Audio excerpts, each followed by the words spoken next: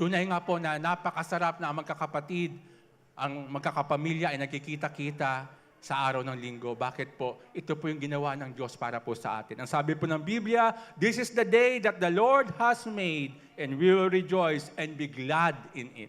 Kaya nga po, salamat sa Panginoon dahil yung katabi po natin sa ating kaliwa, sa ating kanan, ay nariyan po. Yung nasa ating po likod ay nandyan sapagkat sila po ay ating pong kapatid. Kapatid, kapamilya, talagang lahat na sa Panginoon. Di ba? Sa Panginoon. Kapuso, di ba? Kapuso. Pero dako na po tayo sa salita ng Panginoon, sa Word of God. Ang ating pong pag-uusapan ngayon is the blood of His covenant to us. The blood of His covenant to us. Diba? Ano ba yun? Ang dugo ng ang tipan ng dugo sa atin ng Panginoon. The blood of the covenant. Alam niyo po, pag sinabi natin yung dugo, ito po ay mahalaga sa harapan ng Panginoon. Bakit po? Kasi ang dugo ang nagpatibay, nagpatatag ng tipan ng Diyos sa atin. Ang Diyos po ay meron po mga pangako sa atin. Ang Diyos po ay meron po mga binitawan salita sa atin. Ang Diyos po ay may mga bagay na binigay para po sa atin. At ang katibayan para maging totoo yung mga sinabi ng Diyos sa atin ay walang iba kundi yung dugo niya.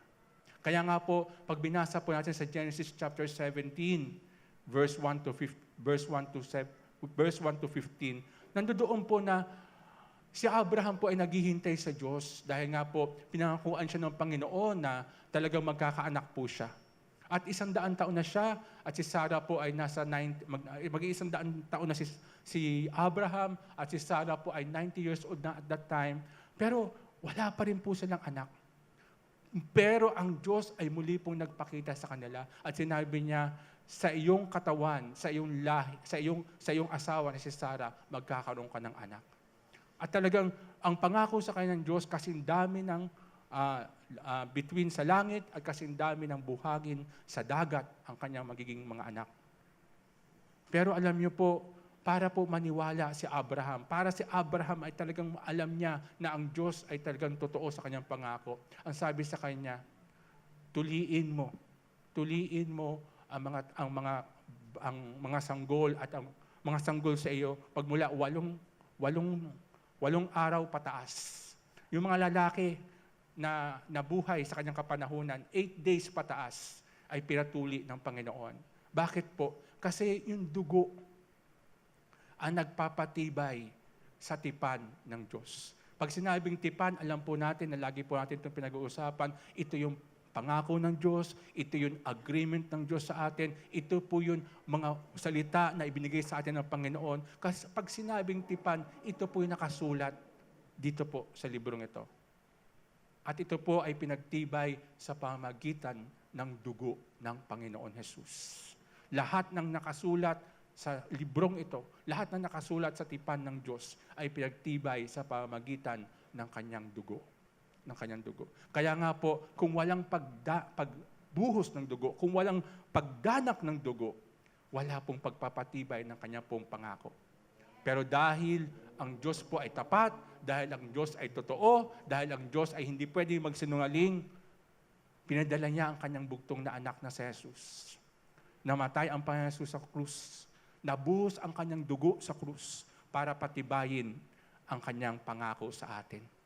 Para tayo ay tubusin sa ating pong mga kasalanan, para tayo ay maniwala na ang Diyos ay may pangako sa atin. May covenant sa atin ang Panginoon. Di ba? May covenant ang Diyos sa atin. Kaya, ano ba po ang benefits? What is the benefits ng covenant ng Diyos sa buhay po natin? What is the benefits of the blood of the covenant to us? Ano ba ang benepisyo ng tipan ng dugo sa buhay po natin? Alam niyo mga kapatid, mga minamahal, pag sinabing benepisyo, ito po yun, hindi natin pwedeng tawaran. Hindi natin ito pwedeng alisin sa buhay po natin. Bakit po? Lahat galing sa Diyos, lahat ng gawa ng Diyos, lahat ng pagkilos ng Diyos, lahat ng mga bagay na patungkol sa Diyos, laging may benepisyo tayo. Kaya nga po, yung pagtagas ng dugo ng Panginoon Hesus sa kanyang tipan ay meron pong benepisyo para po sa atin. Meron tong pakinabang para po sa atin. Meron tayong pakinabang sa bagay na ito. Ano ba yung pakinabang po natin dito? Unang-una sa lahat, the blood of the covenant make us free from all things that bind us. Ang dugo ng tipan ang nagpalaya sa atin sa lahat ng bagay na gumagapos sa atin. Kanina po inaawit natin yung malaya. Malaya. Bakit po? Kasi nga po, talagang totoong tayo po ay malaya. Napalaya po tayo sa pamamagitan ng dugo ng Panginoon Hesus. Napalaya po tayo sa pamamagitan ng kanyang dugo dahil ang kanyang dugo ang nagpatibay ng kanya pong pangako sa atin, ng kanyang covenant sa atin. Lahat ng gumagapos po sa atin, tayo po ay pinalaya ng Panginoon. Kung babasahin po natin ang Psalms 146 verse 7, sabi po doon, who execute justice for the oppressed, who gives food to the hungry, the Lord give freedom to the prisoners. Basahin po natin sa Tagalog, na naglalapat ng katarungan sa nanaapi, nagbibigay ng pagkain sa nagugutom, pinalalaya ng Panginoon ang mga bilanggo. Ang mga bilanggo. Alam niyo po mga kapatid, mga minamahal, tayo po ay dati pong alipin ng kasalanan. Tayo po ay dati pong alipin ng kasamaan. Kaya nga po, dahil tayo po alipin ng kasalanan, nandiyan po ang lahat, ang sakit, ang karamdaman, ang kalungkutan, ang kapaitan, ang kapaghatian, nandiyan po lahat. Kaya nga po, kung titignan po natin, yung ating pong teksto na dapat binasa ko po kanina, na na-overlook. Kung titignan po natin yung ating pong teksto sa Sicaraya chapter 9, verse 11 hanggang 12. Sabi po doon, as for you also, because of the blood of your covenant, I will set your prisoners free from the waterless pit. Verse 12, return to the stronghold, you prisoners of hope. Even today, I declared that I will restore double to you. Di ba? Alam niyo po, pag binasa niyo sa inyong King James Version, di ba, sa inyong King James Version, ang sabi po doon, prisoners, tayo po ay mapalaya. At sabi po doon sa verse 12, return to the stronghold, you prisoners of hope. Even today, I declare that I will restore double to you. Double restoration. Di ba? Pag binasa po natin to sa Amplified Version, mas maganda po to sa Amplified Version.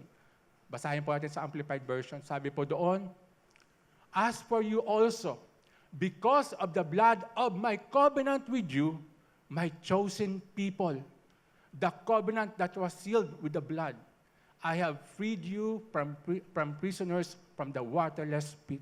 Ang sabi po doon, my chosen people, the covenant that was sealed with the blood.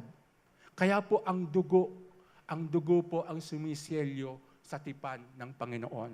Ang dugo ang nagpapatibay sa tipan ng Diyos. Kahit nga po sa New Living Translation, pag binasa ninyo, ang Sicaraya chapter 9, verse 11, sabi doon, because of the blood of my covenant that was sealed for you.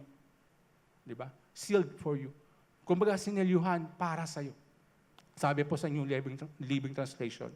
Kaya nga po, ang dugo ng Panginoon Hesus, ang siya pong nagselyo ng mga pangako ng Diyos sa atin. At ito din po ang nagbigay ng kalayaan po sa atin. Kaya nga po sabi doon sa ating pong binasa kanina sa Psalms 146, verse 7. Balikan po natin yon. Sabi doon, who execute justice for the oppressed, who gives food to the hungry, the Lord gives freedom to the prisoner. Ito po yung napakagandang balita, napakamabuting balita, at napakagandang pangako ng Diyos sa atin na tayo po ay mapalaya. Mapalaya sa lahat ng bumibihag sa atin. Lahat ng bumibihag sa atin. Kahirapan, sakit at karamdaman, kalungkutan, kapaitan, galit, puot, hinanakit, unforgiveness.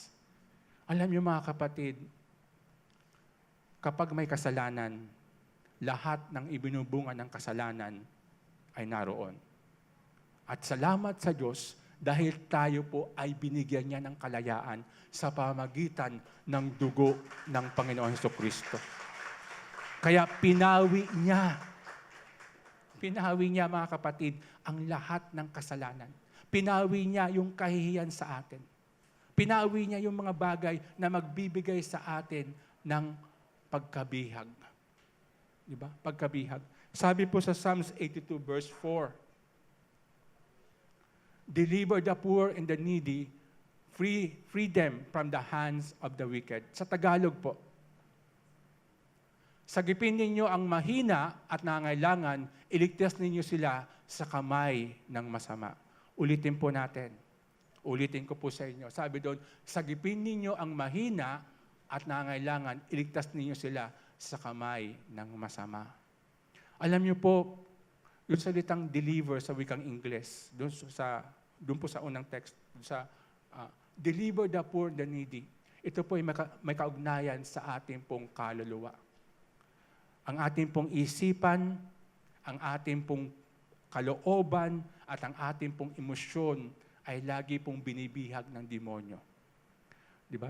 Lagi pong binibihag ng demonyo yan dahil araw-araw, lagi pong may nagbibigay sa atin ng sama ng loob. Araw-araw, minsan may nagagalit sa atin na hindi natin alam kung bakit. Araw-araw, lagi po tayong tinitira, inaatake ng kaaway. Pero salamat sa Panginoon, sabi doon, di ba? Sabi doon, sagipin ninyo. Tayo po ay sinagip ng Panginoon. Tayo po ay pinalaya ng Panginoon sa ating pong kahinaan at maging sa lahat ng mga pangailangan po natin. Yun po ang sabi dyan sa Awit, Kapitulo 82, talatang 4. Di ba? Talatang 4. Na tayo po ay malaya. Di ba? Na tayo po ay pinalaya ng Panginoon sa lahat ng umaalipin sa atin. At sa Romans chapter 3, verse 23 hanggang 24 po. Alam ko na alam niyo po ito. Di ba? Sabi po doon, for all have sinned and fall short of the glory of God. Verse 24. Being justified freely by His grace through the redemption that is in Christ Jesus. Sa Tagalog po, basahin po natin. Yaman ang lahat ay nagkasala at hindi nakaabot sa kaluwalhatian ng Diyos. Sila ngayon ay tinuturing na ganap ng kanyang biyaya bilang kaloob sa pamamagitan ng pagtubos na kay Kristo Jesus. Tandaan po natin, yung ating pong kalayaan, yung ating pong kaligtasan ay meron pong nagbayad. Ito po ay kaloob ng Diyos sa atin. Tayo po ay pinaging banal ng Diyos. Tayo po ay pinalaya ng Panginoon. Bakit po? Dahil sa kanyang kagandahan loob sa atin. Diba? Dahil sa kanya pong habag sa atin. Dahil po sa kanya pong pagmamahal sa atin, tayo po ay tinubos ng Diyos.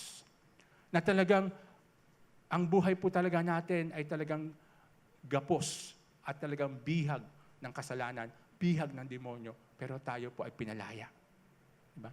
Yun po ang sinasabi sa Romans chapter 3, verse 24. Mga kapatid, ito po mga talatang ito ay nagpapatunay na tayo po ay pinalaya ng Panginoon. Walang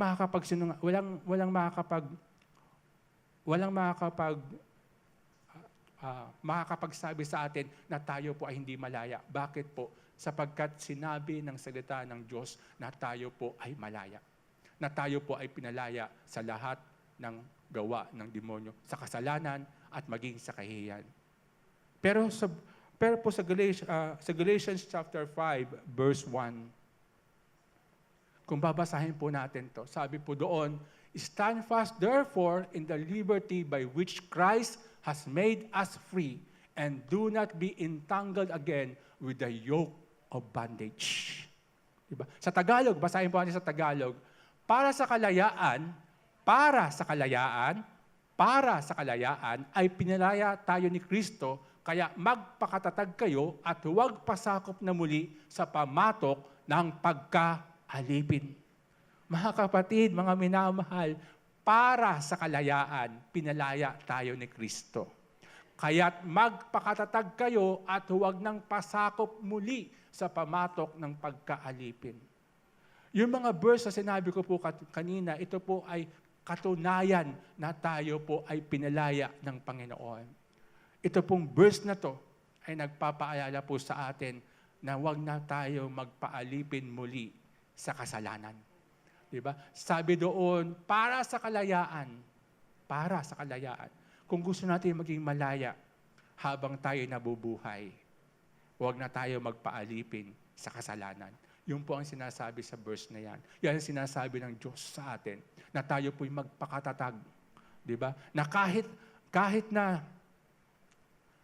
na anong temptation, kahit na anong tukso sa'yo, diba?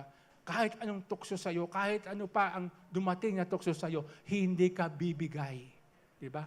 Kahit na inaaway ka na, inaatake ka na, kahit ikaw itinutukso ng babae sa harapan mo, kahit ano pa ang nasa paligid mo, na sinasabihan ka ng hindi maganda, at kahit ano pa ang mga nangyayaring problema sa buhay mo, mga kapatid, mga minamahal, ang sabi ng Panginoon, tayo po ay malaya na. Diba? Tayo po ay malaya na. Alam niyo ba na tayo din po ay malaya na even sa deception, diversion ng kaaway sa atin? Ang ating pong mundo ngayon, napakaraming deception ng kaaway sa atin. Pag sinabing deception, ito po yung panglilinglang, pangloloko sa atin ng demonyo. Pag sinabing diversion, ito yung mga bagay na kung saan inihilis tayo ng Diyos, inihilis tayo ng demonyo sa gusto ng Diyos sa buhay po natin. Diba? At yung distraction na tayo ay gusto talagang sirain. Kaya alam niyo po mga kapatid, para sa kalayaan, ang sabi po sa Galatians chapter 5 verse 1, para sa kalayaan ay pinalaya tayo ni Kristo. Diba? Pinalaya tayo ni Kristo. Ang gusto ng Panginoon, maging malaya po tayo. Ayaw ng Diyos na ang sino man sa atin ay maging bihag. Bihag ng kasalanan, bihag ng sakit at karamdaman, bihag ng kalungkutan, bihag ng kahirapan, bihag ng mga problema sa buhay, bihag ng mga nakaraan sa buhay, bihag ng mga bagay ng kapaitan, bihag ng galit, ng puot, bihag ng mga bagay na kung saan nagpapahirap sa atin. Ang sabi ng Galatians chapter 5 verse 1, para sa kalayaan, pinalaya tayo ni Kristo. 'Di ba? Hindi na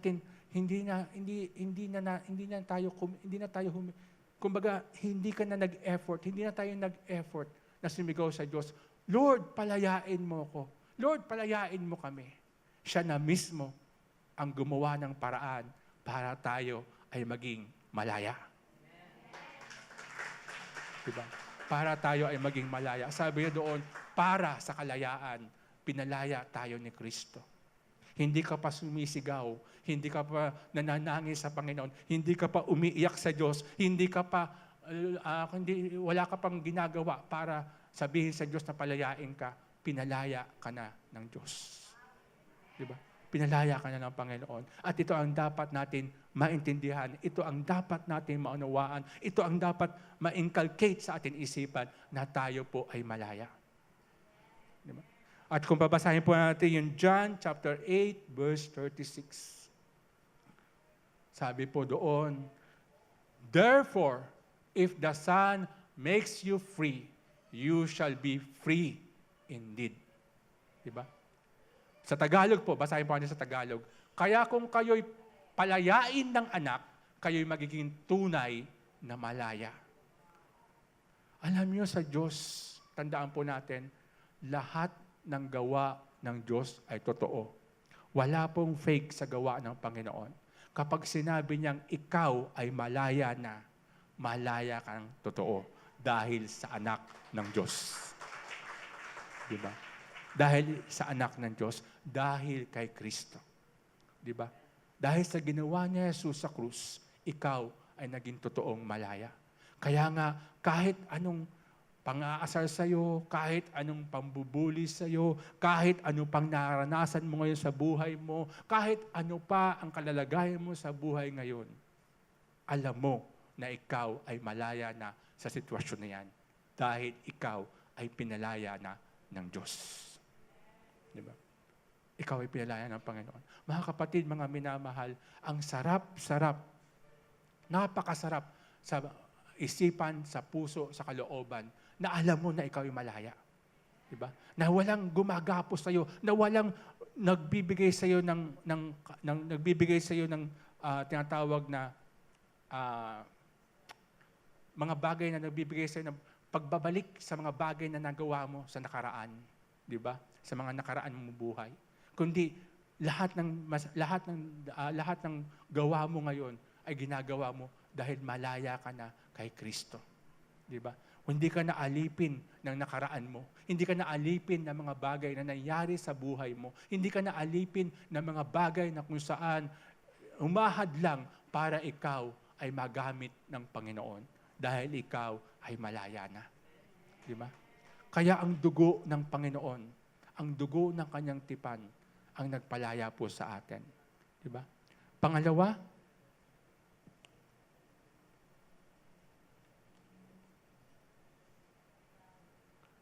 the blood of the covenant give us double restoration of all that has been stolen from us. Ulitin ko po sa inyo. The blood of the covenant give us double restoration of all that has been stolen from us. Ang dugo ng tipan na ibinigay sa atin ay nagbibigay ng dobleng panunumbalik ng lahat ng mga ninakaw sa atin. Tandaan po natin, sabi po sa John 10:10, the thief comes to steal, to kill, and to destroy. Diba? Tayo po ay lagi pong ninanakawan.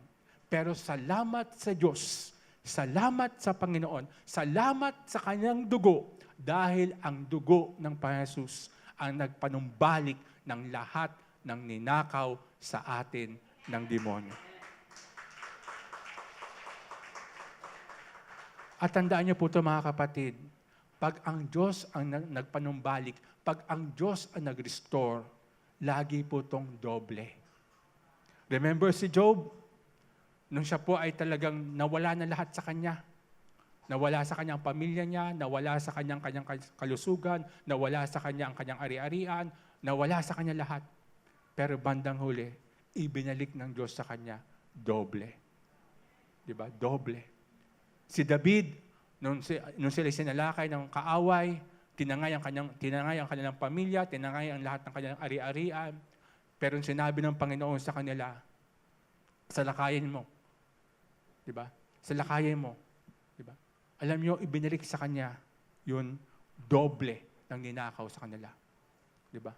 Kaya kapag ang Diyos po ay nagpanumbalik, ito po ay laging doble.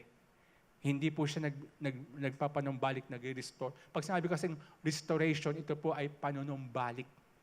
Diba? Ito po ay panunumbalik. Doon sa word na restoration, ibig sabihin, nasa iyo na yon, kinuha lang sa'yo, ibinalik lang sa'yo. Kumbaga, ang totoong may-ari ay ikaw. Nakuha po natin? Pag sinabing restore, ibig sabihin, ang totoong may-ari ay ikaw. Kaso ninakaw sa'yo, kaya ang ginawa ng Diyos, ibinalik sa'yo. At hindi lang basta ibinalik sa'yo, dinoble pa ng Diyos, yun nawala sa'yo. Diba? Yun nawala sa'yo. Ano ba yung mga ni-restore ng Diyos sa atin? Ano ba yung mga bagay na pinapanumbalik ng Diyos sa atin? Unang-una, mababasa po natin sa Job chapter 33, verse 26.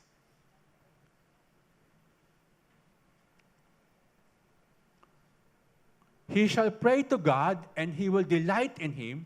He shall see His face with joy, for He restored to man his righteousness. Basahin po natin sa Tagalog. At ang tao'y nanalangin sa Diyos at siya'y kanyang tinatanggap, siya'y lumalapit sa kanyang harapan na mayroon galak at gagantihin ng Diyos dahil sa kanyang katwiran. Ang unang-unang nire-restore ng Diyos sa atin sa pamagitan ng dugo ng kanyang tipan ay walang iba kundi yun ating pong righteousness. Ang sabi po, basahin po natin sa wikang English ulit. For He restore to man His righteousness. For He restore. Ibig sabihin, for He restore to man His righteousness. Yung righteousness ng tao ay nanggaling sa Diyos. And therefore, ibinalik ng Diyos sa tao yung kanyang righteousness. Diba? Yung kanyang katwiran. Mga kapatid, mga minamahal, kapag tayo po ay ninakawan ng demonyo dahil sa kasalanan, dahil sa kasalanan, ang unang-unang nawawala po sa atin ay ang ating pong pagiging matuwid. Diba? Yung ating pong katwiran. Kaya nga tayo po ay napapahiya. Pero salamat sa Panginoon, salamat sa dugo ng Panginoon, dahil ang unang-unang ibinalik ng Panginoon sa atin ay yung ating pong righteousness, yung katwiran po natin na mula sa Kanya. His righteousness, ibinalik niya sa atin. Diba? Yung Kanyang katwiran, ibinalik niya sa buhay po natin. Kaya tayo nakakapamuhay ng matuwid, kaya tayo nakakapamuhay ng malinis, kaya tayo nakakapamuhay ng banal, dahil po ang Diyos ang nagbalik nito sa atin. Diba? Ipinambalik ng Diyos ito sa atin. Diba? Pangalawa, nai-restore ng Panginoon sa atin. Sa Ruth chapter 4, verse 15, ang sabi po doon, and may He be to you a restorer of life. And may He be to you a restorer of life and a nourisher of your old age. For your daughter-in-law who loves you, who is better to you than 7 sons, has borne him. Ito po yung declaration of blessing ni Naomi kay Ruth. At ang binigyan emphasize ko po dito ay yung sinabi ni Naomi that He is the restorer of life. Sa pamagitan ng dugo, sa pamagitan ng tipan ng dugo ng Panginoon sa atin, na-restore yung buhay po natin. Restorer of life. Alam niyo po, kapag nung tayo po ay nasa kasalanan, wala po tayong buhay. Wala po tayong buhay. Bakit? Lagi tayong malungkot, lagi tayong natatakot, lagi tayong nangangamba. Kumbaga, lagi natin iniisip ang araw ng bukas, kung ano mayayari sa araw ng bukas. Lagi natin iniisip kung anong mayayari, kung may sinaing pa ba tayo sa kinabukasan, may kakainin pa ba tayo ngayon araw na to. Sa dami ng mga problema, sa dami ng mga pagsubok. Pero salamat sa Panginoon dahil ang dugo ng Panginoon Jesus ay tumaga sa krus. Dahil sa kanyang pangako sa atin, ibinalik niya sa atin yung buhay. Yung buhay na masaya, buhay na payapa, buhay na punong-puno ng kagalakan, buhay na punong-puno ng excitement, buhay na kung saan talagang buhay na buhay. Amen? Yung bang pagising mo sa umaga talagang, Lord, salamat po. Excited ka na pagising mo sa umaga. Kumbaga, alam mo na meron nakalaan ang Diyos para sa iyo. Meron nakalaan ang Diyos na mabuting bagay sa iyo. Lagi ang Diyos ay may mabuting gagawin sa iyo. Bakit? Kasi ninestor niya sa iyo yung buhay. Yung bang dati, para bang pagising mo pa lang sa umaga, kung minsan, kung dahil sa masama ang gising mo, nakakapagsalita ka ng hindi maganda, nakakapag-isip ka ng hindi maganda. Pero salamat sa Panginoon, dahil sa dugo ng kanyang tipan, na nanumbalik ng kanyang buhay sa atin, tayo po ay nagkaroon ng buhay. Diba? Alam niyo po, dati, nung ako po ay talagang, hindi pa talaga,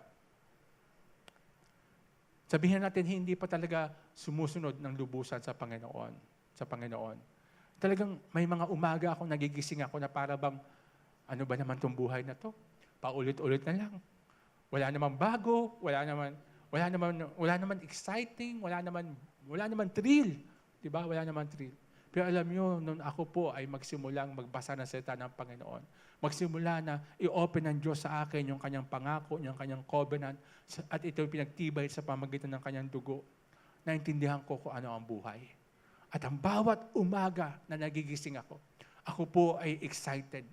Ako po talaga ay talagang excited. Bakit? Kasi meron na namang gagawin ang Diyos sa araw na to. Di ba? Meron na namang gagawin ang Diyos sa araw na to. Di ba? Kaya nga po yung sinabi ko po kanina na this is the day that the Lord has made. Di ba? And we will rejoice and be glad in it. Ito po'y totoo. Bakit? Kasi ito yung nagbibigay ng buhay sa atin. Na bawat araw, ang buhay po natin ay talagang ginagabayan, pinagpapala, talagang full of power, full of authority, full of wisdom mula sa Panginoon. Bakit? Meron kang buhay. Di ba? God restore our life. Sa Psalms chapter 23 verse 3, sabi po doon, He restores my soul. He leads me in the paths of righteousness for His name's sake. He restores my soul. Diba? Sa Tagalog po, basahin po natin sa Tagalog. Pinanumbalik niya ang aking kaluluwa. Inaakay niya ako sa landas ng katwiran, alang-alang sa kanyang pangalan. Diba? Sa kanyang pangalan. Pinanumbalik niya ang aking kaluluwa. Diba? Ang aking kaluluwa. Ang ating pong kaluluwa ay walang iba kundi ang ating isipan, ang ating kalooban, at ang ating pong emosyon. Ang ating pong emosyon. Yun po ang ating pong kaluluwa. At ang yung mga yan, ang lagi pong inaatake ng demonyo. Ang ating isipan, ang ating puso, at ang ating pong emosyon. Kaya nga araw-araw, pagising mo pa lang sa umaga, di ba? Yung kapitbahay mo, marinig mo kung ano nang sinasabi sa'yo. Di ba? O kaya, yung ibang tao na umaatake sa'yo, kung ano nang sinasabi sa'yo. Bakit? Kasi nga, araw-araw, lagi tayong inaatake ng demonyo. Pero araw-araw, laging pinanumbalik ng Diyos yung ating pong kaluluwa. Araw-araw, pinanumbalik ng Diyos yung ating pong kaluluwa para tayo po'y maging malinis ang ating pong isipan, maging malinis ang ating pong puso, maging malinis ang ating pong kalooban, yung ating pong emosyon. Wala tayong galit, wala tayong puot, wala tayong sama na loob, marunong tayong magpatawad. Di ba? Parang walang nag-i-amen sa akin doon sa marunong tayong magpatawad. Marunong tayong magpatawad. Di ba? Talagang, nandoon talagang marunong tayong magpatawad. Di ba? Anuman bigat ng kasalanan sa atin, gaano mang kabigat yung kasalanan sa atin, anumang ginawang kasamaan sa atin, marunong tayong magpatawad. Bakit? For He restores my soul. Di ba? He restores my soul. Di ba? Marunong tayong magpatawad. Amen? Sabi sa Psalms chapter 51, verse 12,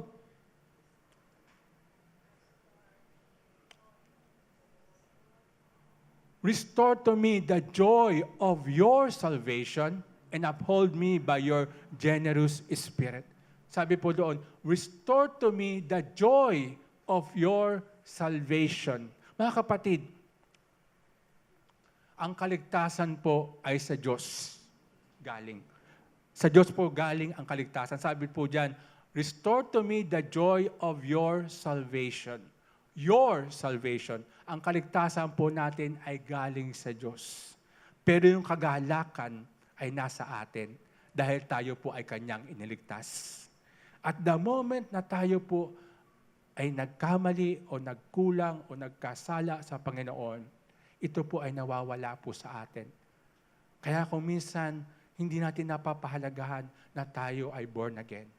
Kaya kung minsan, hindi na mahalaga sa atin ang relasyon natin sa Panginoon. Kaya kung minsan, dumating sa buhay po natin na tayo po ay in quote na nangihina, nanglulupaypay. At kung minsan, dumarating sa buhay natin na tayo po ay para bang gusto nang sumuko, gusto nang give up.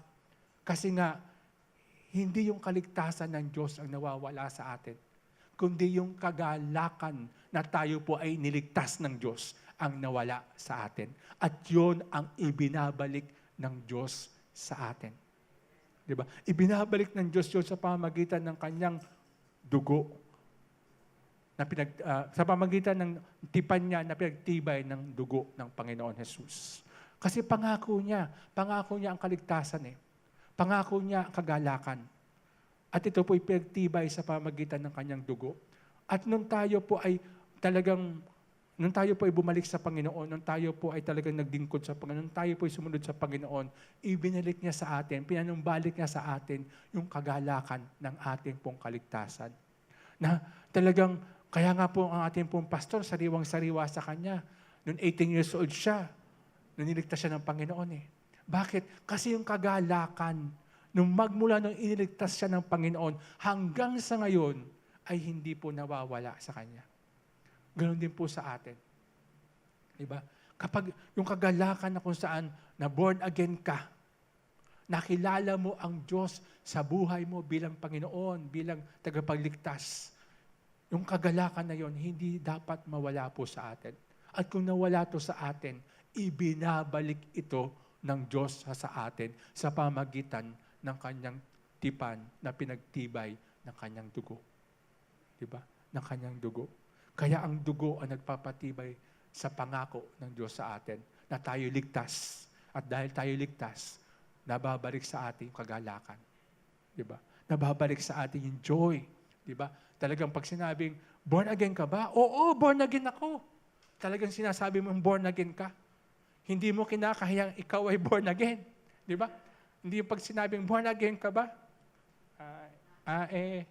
Diba? Hindi mo masabi kung ikaw ay born again o hindi. Bakit? Kasi ngayon kagalakan ng pagiging born again, na ikaw ay talagang iniligtas ng Diyos. Diba? Na ikaw talaga ay talagang pinili ng Diyos. Na ikaw talaga inappoint ng Diyos ay nawawala. Diba? Kaya yun ang ipinapanumbalik ng Diyos sa atin. Ibinabalik ng Diyos sa atin. Restore to me the joy of your salvation. Diba? Of your salvation. Diba? Restore to me. Ito po yung panalangin ni David. At ito din po ang panalangin ng Diyos sa bawat isa sa atin na talagang himitiin natin. Na talagang manumbalik sa atin yung kagalakan ng ating pong kaligtasan. Yung kagalakan ng ating pong kaligtasan. Mga kapatid, mga minamahal, aminin man natin ay hindi. At ito naman po ay nakasulat sa Biblia. Hindi lahat ng tao ay ligtas. Nakakalungkot man isipin, masakit sa kalooban, pero talagang yun ang nakasulat sa Biblia. Hindi lahat ng tao ay maliligtas. Pero, ang pinakamaganda at pinakamainam, pinakamabuti na covenant ni Lord sa atin na tayo po'y ligtas. At yung kaligtasan na yon ay dapat nagbibigay ng kagalakan sa atin. At kung ito man ay nawala, ito ay ibinabalik ng Diyos sa atin. Amen? Diba? Sabi po sa Psalms chapter 80, verse 3, restore us, O God, cause your face to shine, and we shall be saved. Babasahin ko po ulit. Sabi po diyan, restore us, O God, cause your face to shine, and we shall be saved. Sa Tagalog po, panambalikin mo kami, O Diyos, paliwanagin mo ang iyong mukha upang kami ay maligtas. Panambalikin mo kami, O Diyos, paliwanagin mo ang iyong mukha. Ang ibinabalik ng Diyos sa atin dahil po sa tipan ng dugo ng Panginoon sa atin. Diba? Ng dugo sa atin. Ang ibinabalik ng Diyos sa atin, yung makita natin, yung kung gaano kaningning ang mukha ng Diyos. Makita natin muli yung kanya pong presensya. Manumbalik ulit yung presensya ng Diyos sa buhay po natin. Dahil sa dugo ng Panginoon, nanumbalik yung mukha kaningningan ng mukha ng Diyos sa atin o yung kanya pong presensya.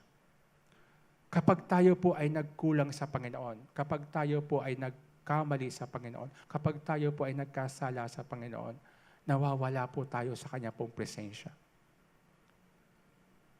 Pero salamat sa Panginoon, salamat sa Diyos, dahil sa dugo ng kanya, sa tipan ng kanyang, dahil sa kanyang tipan na pinagtibay ng kanyang dugo, ibinalik ng Diyos yung kanya pong presensya sa atin. Ibinalik ng Diyos na makita natin muli yung kanya pong mukha.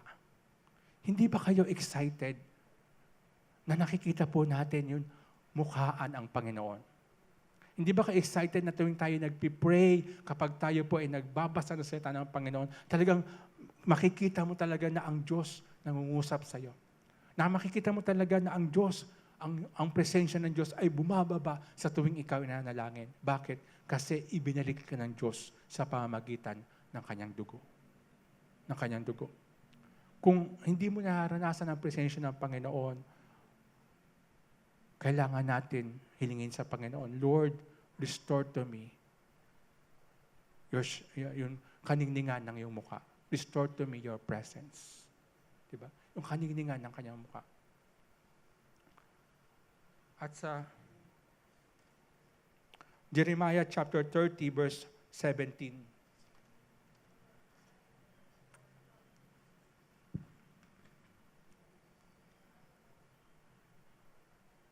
For I will restore health to you and heal you of all your wounds, says the Lord. Because they called you an outcast, saying, this is Zion, no one seek her. Basahin po natin to sa Tagalog. Sapagkat panunambalikin ko sa iyo ang kalusugan at pagagalingin ko ang iyong mga sugat, sabi ng Panginoon, sapagkat tinawag ka nilang isang itinakwil, ito ang Zion, walang nagmamalasakit sa Kanya. Ang nire-restore po sa atin ng Panginoon ay walang iba kundi yung ating pong kalusugan. At tayo po ay pinagagaling niya sa lahat ng sugat. Dahil sa dugo, dahil sa tipan ng dugo ng Diyos sa atin, tayo po ay nagkaroon ng healing. Nanumbalik sa atin yung kalusugan. Nanumbalik sa atin yung kagalingan. Mga kapatid, mga minamahal, ako po ay talagang example ng panunumbalik ng Diyos ng aking kalusugan. For almost 6 months or 8 months ng buhay ko po, ako po talaga ay hindi nakalakad dahil nga ako po ay na-injury sa motor. Pero dahil nirestore ng Diyos yung kagalingan sa akin, ako po ay nakatayo sa inyong harapan. Ako po ay nakatayo sa iyong harapan. Bakit po? Dahil nirestore ng Diyos yung akin kalusugan. Nirestore ng Diyos yung akin pong kagalingan. Alam niyo po sa Matthew chapter 15, may mababasa po kayo doon na may isang babaeng Kananeya na lumapit sa Panginoon. Sabi niya, Panginoon, kahabagan mo ko. Ang akin anak ay inaalihan ng demonyo at talagang siya ay pinahihirapan. At hindi siya pinansin ng Panginoon. Pero patuloy at patuloy ang Kananeyang babaeng ito sa paglapit sa Panginoon. Ang sabi ng mga alagad, paalisin mo na po siya sapagkat siya nakakagulo sa atin. At ang ginawa ng Panginoon, sinabi sa kanya, hindi dapat ibigay ang tinapay sa mga hindi anak. Sa mga hindi anak. Pero anong sabi po ng babaeng ito? Opo, pero magi po ang mga aso ay kumukuha din po ng mumo magmula sa kanila pong amo. Diba? Alam niyo po yung babaeng ito, hindi po siya tumigil. Hindi po siya tumigil ng paglapit sa Panginoon. Hindi siya tumigil sa Panginoon na talagang pagalingin yung kanyang anak na babae. Kahit na siya sinabihan na hindi dapat ibigay sa mga aso o yung anak ay yung pagkain ng mga anak, di ba? Children's bread na tinatawag. Alam niyo po, yung children's bread doon, walang iba kundi yung kagalingan. Yung healing na tinatawag. Hindi siya gumip up, hindi siya tumigil, hindi siya talaga huminto sa Panginoon hanggat hindi siya tinutugunan ng Panginoon. Hindi siya tinutugunan ng Panginoon. Alam niyo po, ang kagalingan ay talagang para po sa atin. Ang sakit at karamdaman, ito po ay laging gawa ng demonyo. Di ba? Ito po ay lagi pong gawa ng demonyo. Ang sakit at karamdaman, ito po ay laging gawa ng demonyo. Pero ang kagalingan, ito po ay gawa ng Diyos sa atin. At tayo po ay kanyang pinagagaling. Tayo po ay kanyang pinagagaling lagi. Diba? God restore our healing. At sa Joel chapter 2 verse 25, dito po tayo magtatapos. Joel chapter 2 verse 25, sabi doon, "So I will restore to you the years that the swarming locust has eaten, the crawling locust, the consuming locust, and the chewing locust, my great army which I sent among you." Babasahin ko po ulit yung sa simula. Sabi doon, "So I will restore to you the years that the swarming locust has eaten." Kung babasahin po natin sa Tagalog, "Akin isasauli sa iyo ang mga taon na kinain ng kuyog na balang, ng gumagapang na balang, at ng maninirahan balang, at ng nangangangat na balang, na siyang akin malaking hukbo na akin sinugo laban sa inyo." Di ba? Puro po balang ang nandiyan. Di ba? Yung mga locust na tinatawag. Ang sabi doon, isasauli sa inyo ang mga taon na kinain ng mga balang. Di ba? Ng mga balang. Anong ibig sabihin po nito? Lahat ng mga bagay na nawala po sa atin ay ibabalik ng Diyos sa atin. Kaya nga po sa atin bilang mga anak ng Diyos, wala pong malas, wala pong swerte. Dahil tayo po ay pinagpala ng Diyos. Di ba? Tayo po ay pinagpala ng Panginoon. Ano man nangyari sa atin sa mga kinain sa atin pong nakaraan, yung mga nawala sa atin pong nakaraan, lahat ng yan ay ibabalik ng Diyos sa atin. Diba? Lahat ng yan ay ibabalik ng Diyos sa atin sapagkat yun ang kanyang pangako. Yun ang kanyang covenant sa atin. Diba? He will restore to us. Diba? He will restore to us. Yung mga ninakaw sa atin. Kaya nga, mga kapatid, mga minamahal, huwag tayong malungkot. Ano man yung mga nawala sa atin, di ba? Gaano man yung kahalaga, gaano man yung kaimportante, ibabalik at ibabalik ng Diyos yan sa atin. God will restore us. Restore it to us. Doble pa ang ibibigay sa atin ng Panginoon.